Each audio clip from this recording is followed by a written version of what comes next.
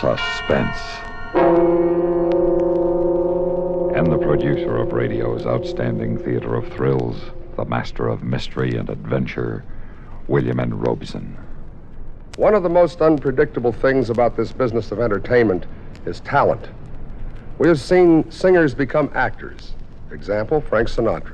And actors become singers. Example, Jeff Chandler. Steve Allen composes music. Ernie Kovacs writes a novel. Jackie Gleason conducts an orchestra. And now we present the latest talent turnabout, Stan Freberg, satirist, whom you are about to hear in a new identity, Stan Freberg, actor.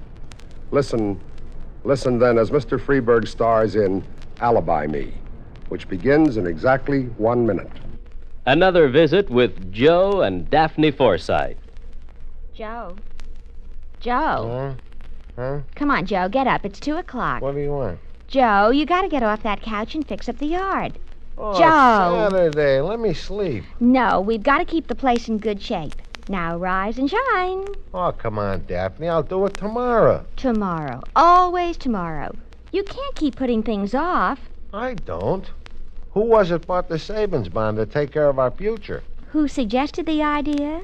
Well, who read the story in the paper that told about bonds being a good investment because they pay off $4 for every 3? And who pointed out the article for you to read? Well... Right. And now I'm pointing out the yard to you.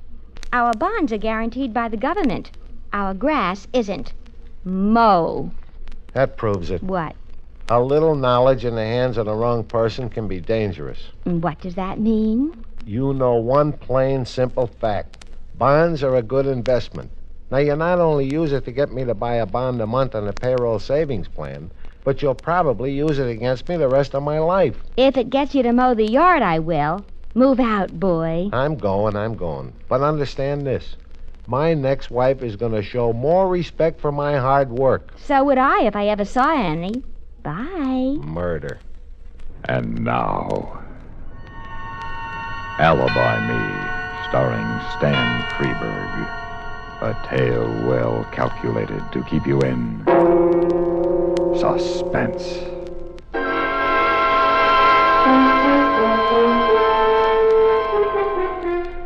This time it's a showdown. I've took all I'm going to take from Julie. It's tough enough to hustle a buck even without interference from him. This time it's a showdown. For real. Julie, I want to talk to you. What? Look at you. No manners. No knock on the door. No could I come in. No good afternoon. No manners. No class. Always on the muscle. I want to talk to you. A little more relaxative with a voice. This ain't no candy store in Brownsville. Now listen, Julie. Didn't you hear what I said? Keep it quiet. Keep it class. I want to know what's the big idea, you hear me? I just come from Pitkin Avenue. There ain't a candy store. There ain't a pool room. There ain't a bar that'll handle my punch boards anymore. Not one. We now take from Julie, they said. They said correct. But that's my territory. I build up the punch board business there. I know. I watched. You hustled good. You built it up real nice for me, and I appreciate it. I already sent you the biggest lollipop in town. The biggest lollipop in town for the town's biggest sucker. Julie, I'm warning you. You're warning me what? What'll you do? Give me a double whammy like in the funnies? Ever since we was kids, you hate me, I hate you, and it's like a kind of mutual life insurance. That punch board business is mine. I need it. I need that dough. You need dough? I'll tell you what. Here's a $50. Run down, get me a corned beef sandwich, and keep the change. Here, catch. Julie, I told you I... Look at the face on him. If looks could kill, huh, kid? I'm not kidding, Julie. Now put that phone down, Georgie. No.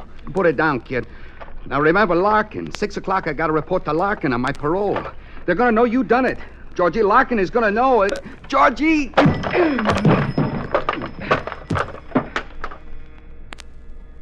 That does it. No pulse. Nothing. Not a flutter. Just one stinker less in the world. I looked down at Julie, and I remember standing next to him in Larkin's office in the precinct station house years ago. And Larkin saying, "If one of you punks is ever knocked off, my first suspect will be the other. I better have a good alibi, whichever one of you does it." Because I'm warning you now. Once I get you down to headquarters, you're a hot seater. I need an alibi. A good alibi. How much time do I have to set one up? Let's see, 10 after 4. And at 6, Julie's supposed to report to Larkin. Till 6. Okay, that's an hour and 50 minutes. For an alibi, I need people. Who'll alibi me? Who? Leo, the bartender down at the Shamrock. He's the one. He'll alibi me. Good old Leo. Georgie! Oh, Georgie, Lord love you, boy. You're a sight for sore eyes. Hey, what'll you have, huh? Just name it, it's on the house. Scotch. Sure. Leo, yeah, boy. we've known each other a long time, yes?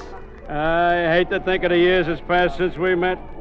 I'm getting old, Georgie, old. Not too old to remember a couple of favors I done for you.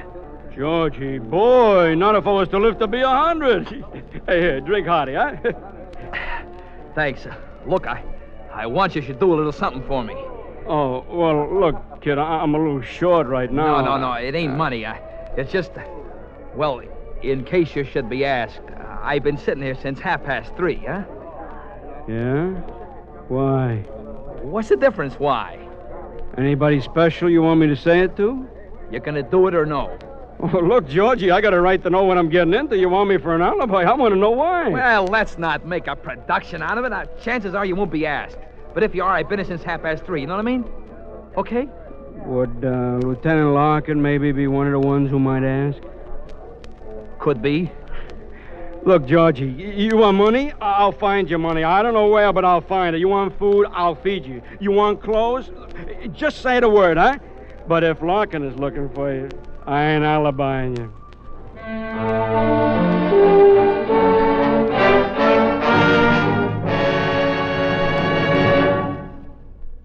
In a moment, we continue with the second act of Suspense.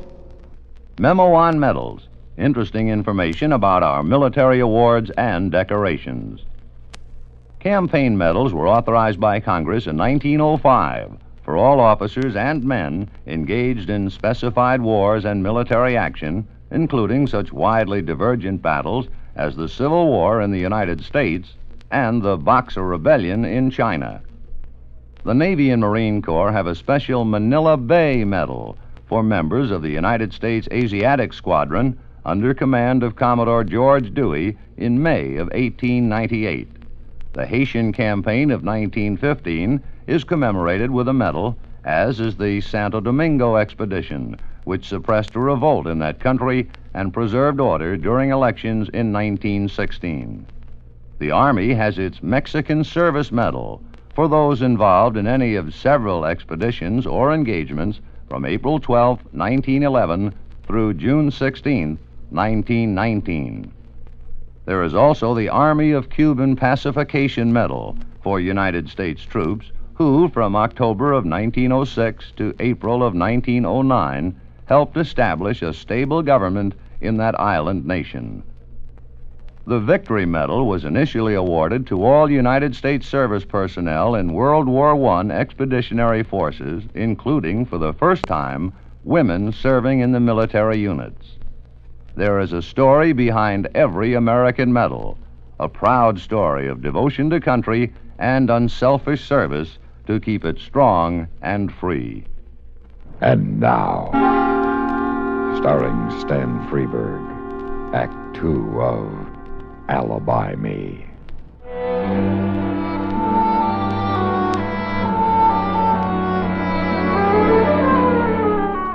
It's 4:25. You got only 95 minutes left till 6 o'clock.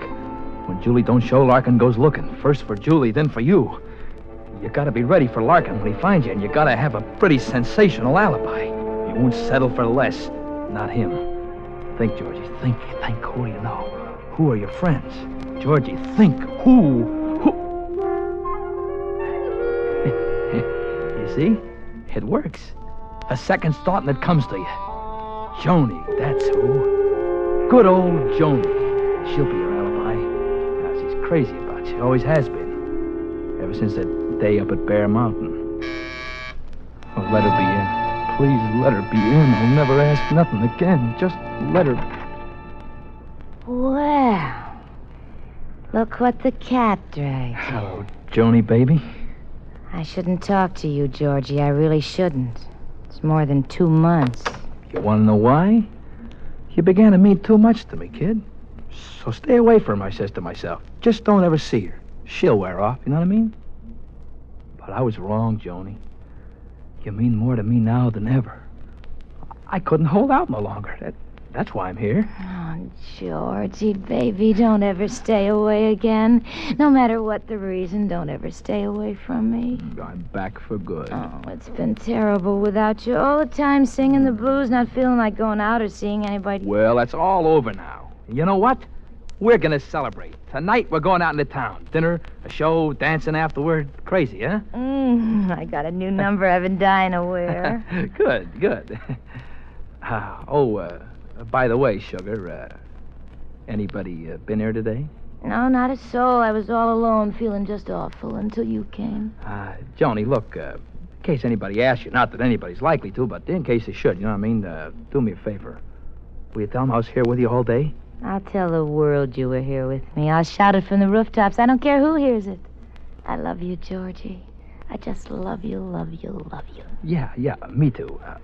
But look, Joni, in case anybody wants you to be definite, will you say I was here since 3:30 and stick to it, no matter what? 3:30? I'll say I was with... Wait a second. What are you trying to pull? Relax, Joni, relax. No, Georgie. What's the matter, kid? What's the matter? Plenty's the matter. You dirty, no good, miserable son of a... Joni, now listen to me. I'm beginning to get it. Trying to sucker me to give yourself an alibi. Joni, stop yelling. Listen to me. What I said is true. I need you. Sure you do. So I'll say you were here with me since 3:30. You'll get no alibi from me, Mr. Wise Guy. Now pick yourself up out of that chair and get out of here.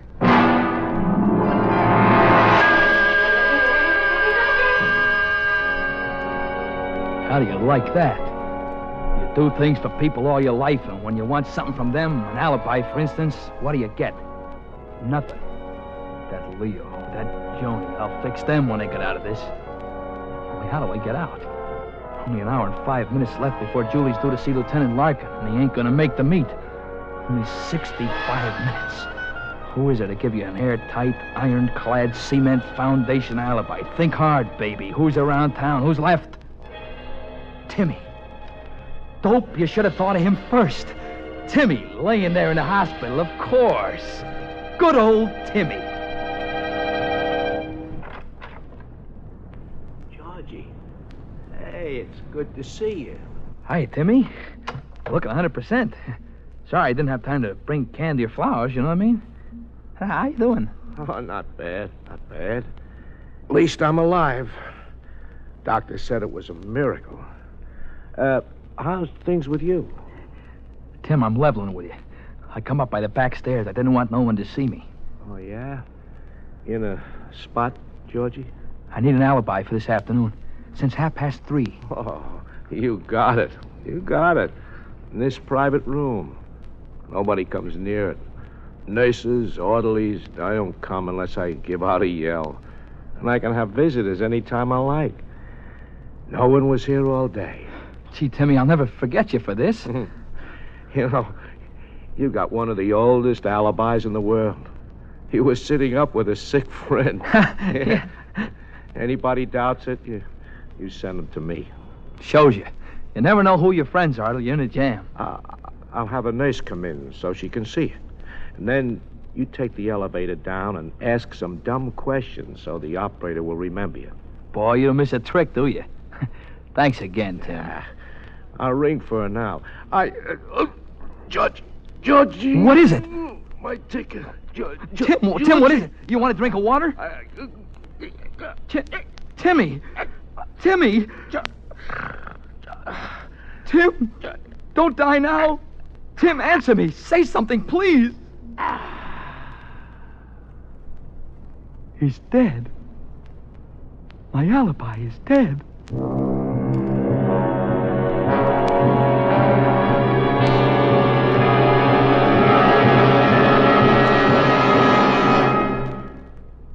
In a moment, we continue with the third act of Suspense. Another visit with Joe and Daphne Foresight. Joe, honey. Uh-huh. Joe, darling, put down the paper. I've got something important to ask you. Okay. Joe. All right. What? How many savings bonds do we have? What kind of a question is that? A good one. How many? I'm not sure. I'd have to count. And I'm reading the paper. Now, what do you want to know for? Have we got enough to make things comfortable for us? Very comfortable. That's why I buy on a payroll savings plan. A bond a month will give us quite a nest egg for the future. Enough for a college education? Eventually. But who's going to college? Our children, silly. We don't have any yet. Oh? What do you mean, oh? Better buy some more bonds, honey. Daphne, you mean... We've got a new investment. How about that? And now, starring Stan Freberg, Act 3 of Alibi Me.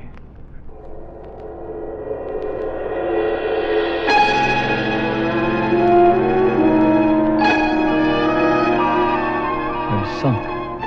It's 5 of 6 and I'm sunk. In 10 minutes maybe Larkin will be looking for me and they got no alibi. So I've come home. So I'm walking up the stairs. And I hear a sound. My landlady, Mrs. Ettinger, is nailing down linoleum in the hallway.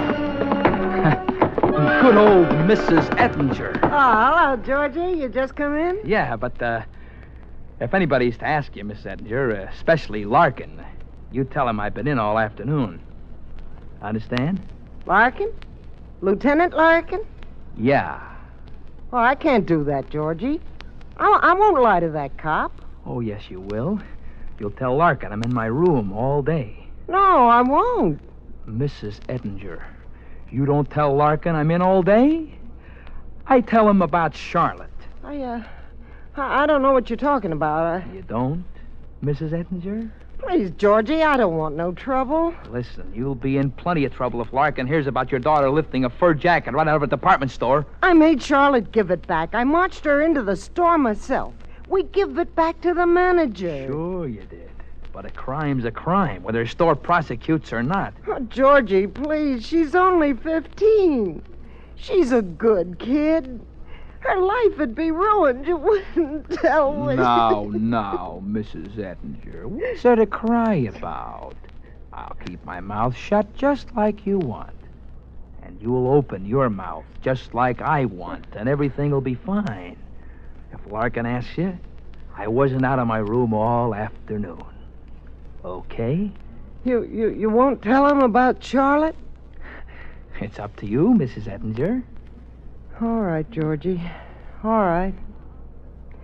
I'll say you was in all day. And there's my alibi.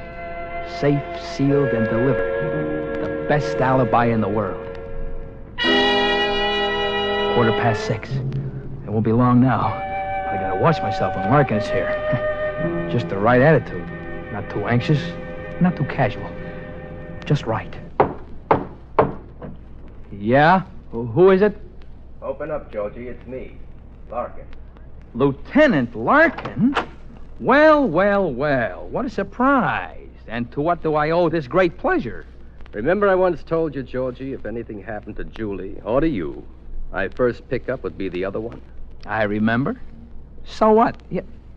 Oh, you mean Julie is... He's been made dead. No kidding. Well, what do you know? And you've come to offer me your shoulder to cry on. You're not surprised. I'm not the only guy who hated Julie, you know. Tell you what, let me know who did it. When you find out, I'll contribute a sawbuck to his defense. Save your money, Georgie. You might need it. Yeah? How come? Remember I told you at the same time you'd better have a good alibi? Because once I got you down to headquarters, I'd prove you did it. The words strike a bell. Give, Georgie. Where were you today? I was nowhere. That's a fact. That's a fact. I was right in here all afternoon. Can you prove it? Well, it ain't easy to prove you were somewheres alone all day. Can you prove you were here? Well, I didn't see anybody except... Oh, yeah. Mrs. Ettinger, my landlady. Yeah? All right. Let's hear her version. All right. Mrs. Ettinger, Mrs. Ettinger. What is it? Come in here a minute, will you? Oh, now what? It's always something. What do you want, Georgie? This is Lieutenant Larkin. He, I won't keep you long, Mrs. Ettinger. Just a couple of questions. Were you in all day? The whole day. Was Georgie in all day? Yeah, sure, he was in. You're positive. I'm positive. What makes you so positive? What makes me so positive? I cleaned his room, that's what makes me so positive. And I pressed a suit for him later, that's what makes me so positive. And when I was sweeping the hall, his door was open and I saw him. How positive can you get? You're prepared to swear to that in a court of law? Go ahead, Mrs. Ettinger. Swear. Swear by your daughter's head. I swear. All right. Thank you. You can go. Thanks, Lieutenant. That's it then, Georgie. Meaning? Meaning your alibi stinks as far as I'm personally concerned. But for the record, it lets you off the hook. You hate that, don't you? You'd like to hang the big one on me, wouldn't you? Yeah, who is it? Lightning Delivery Service got a package for George Lennox. Come in. Who is it from? Mr. Moore, Mr. Julie Moore. Julie. Open it, Georgie. Go on. Go on, open it. I want to see what Julie sent you. Well, okay. That's only a lollipop. I never seen such a big one. All right, who asked your opinion? Beat it. Go on, get out of here. What are you waiting for? What do you think he's waiting for, Georgie? Stake the kid. Stake him? What am I, the mint? You stake him. Okay, cheapskate, okay. Keep your lousy tip. Fine thing. I'm here twice this morning and 3 times this afternoon, Shut and up. you're not in. Shut 5 up. times up and down them stairs and not even a nickel. Will you shut up? Here you are, kid. Here's your tip. Hey, thanks, Mac. A whole $1. Hey, thanks. Don't mention it, kid. You earned it. Oh, thanks. Hey, I almost forgot. There's a message goes with the lollipop. To the biggest sucker in town, from Julie. That's all there is to the message. It's enough. Get your hat and coat, Georgie.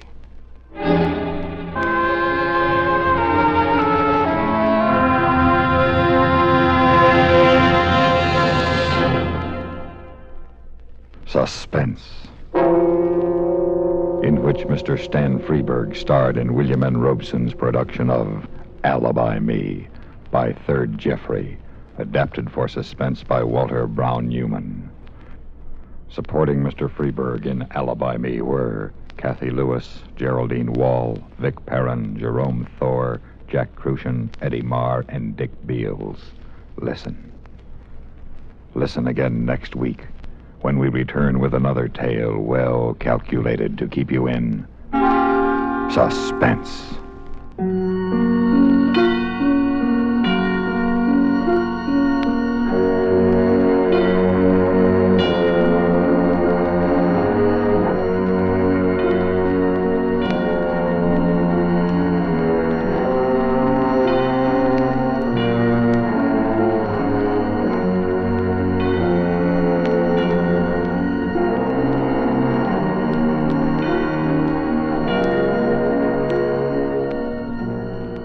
This is the United States Armed Forces Radio and Television Service.